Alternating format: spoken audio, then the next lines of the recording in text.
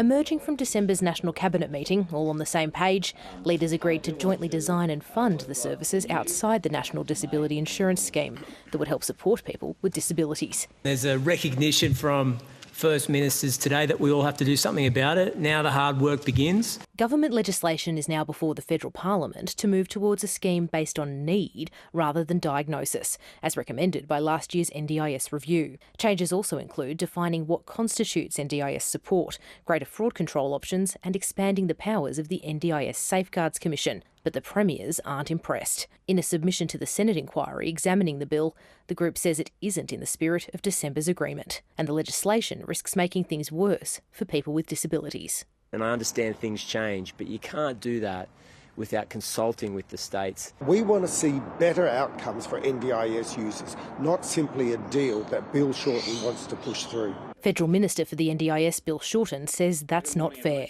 But the presumption that somehow people with disability have got years to wait till some levels of government want to engage in their needs is wrong. One of the co-chairs of the NDIS review, Bruce Bonahady, is urging MPs to pass the legislation and says it's time for governments to step up and work with the disability community to get this right quickly. But disability advocates say there needs to be changes if it's truly going to improve the lives of Australians with disabilities. We believe that the bill in its current form requires significant amendments to achieve this. There are some measures that will harm people with disability, particularly the most marginalised. It absolutely will not work without effective foundational supports. The legislation before the federal parliament is still a draft. It's being reviewed via this Senate inquiry process.